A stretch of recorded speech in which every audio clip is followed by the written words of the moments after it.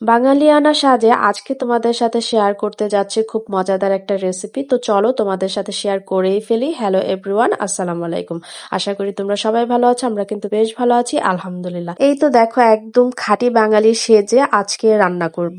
সবসময় তো রান্না করি, বাট আজকে একটু ডিফারেন্ট ভাবে রান্না করতেছি, এতে আমার মনও ভালো লাগতেছে, রান্না করতেও ভালো লাগতেছে। তো আজকে যে রেসিপিটা করব সেটা তোমাদের সাথে একটু শেয়ার করে নিই। এই যে এখানে দেখো কতগুলো চিকেন মাখানো আছে, মানে এটা আমি গতকাল রাতে মেরিনেশন করে রেখেছি।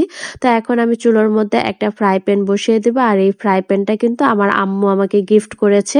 তো ফ্রাই প্যানটা একদমই নতুন ছিল, তো এটার মধ্যেই ভাবলাম আজকে চিকেন ফ্রাইটা করে নিই। চিকেন ফ্রাই বলবো না বারবিকিউ চিকেন বলবো বুঝতে পারতেছি না, কারণ হচ্ছে বাসায় কয়লা ছিল না। যদিও এটা আমি বারবিকিউ টাইপই করেছিলাম, কারণ এটার মধ্যে মশলা আমি বারবিকিউ মশলাই দিয়েছিলাম।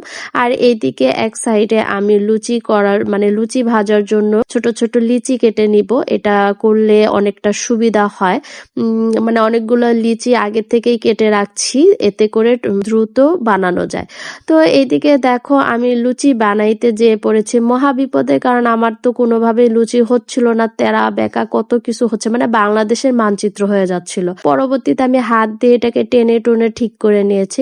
আর আজকে কেন যেন আমার লুচিগুলো একদমই ফুলে নাই, মানে বুঝলাম না তেল গরম ছিল না নাকি বুঝতে পারতেছি না।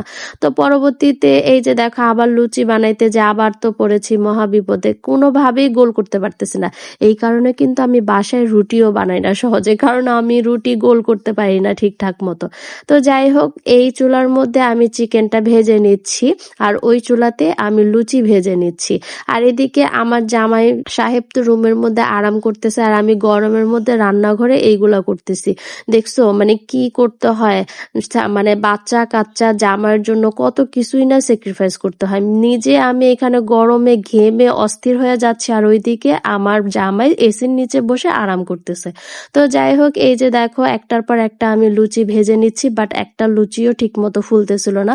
কিন্তু লাস্টের দিকে কয়েকটা লুচি ফুলেছে, কিন্তু লাস্টের কয়েকটা লুচি ফুললে তো আর হবে না।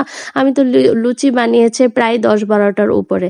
তো যাই হোক, কি আর করার, মনটাই খারাপ হয়ে গেল। ভাবছি কি আর হয়েছে কি, মানে ভেবেছিলাম যে ফুলকো ফুলকো লুচি দিয়ে আজকে সন্ধ্যার নাস্তাটা করে নিব, কি আর করার, কিছুই করার নাই। এই যে দেখো লাস্টের একটা দুইটা আর কি লুচি ফুলে ছিল, আমি বুঝতে পারলাম না কেন লুচি ফুলে নাই। তো এই যে দেখো সর্বশেষ আমি একটা প্লেট সাজিয়ে নিলাম, মানে আজকে সন্ধ্যার নাস্তায় ছিল চিকেন বারবিকিউ, আর মানে বারবিকিউ চিকেন, আর এদিকে হচ্ছে লুচি, গরম গরম লুচি। তো এখন আমরা এটা খেয়ে নিব।